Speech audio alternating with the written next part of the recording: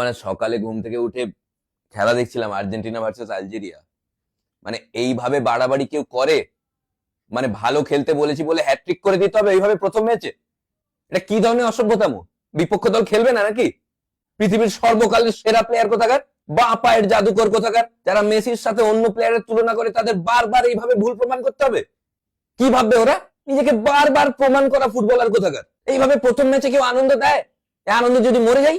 প্রত্যেক ওয়ার্ল্ড কাপে ভালো তো খেলতোই, ফার্স্ট ম্যাচে হ্যাটট্রিক করে দিতে হবে? কি ধরনের অসভ্যতাম এটা? বিপক্ষ দলের ডিফেন্স নিয়ে ছিনিমিনি খেলা ফুটবলার এরকম খেললে যদি আবার ওয়ার্ল্ড কাপ জিতে যায় আর্জেন্টিনা, কি হবে আনন্দে আমাদের?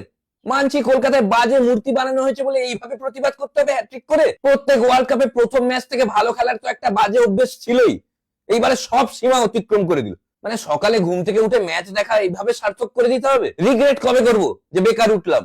আবার এখন স্বপ্ন দেখতে হবে যে আর্জেন্টিনা আবার ওয়ার্ল্ড কাপ জিতবে? এত স্বপ্ন আমরা দেখবো? একটা মানুষ কত স্বপ্ন দেখবে? পৃথিবীর সর্বকালের সেরা ফুটবলার মেসি কোথাকার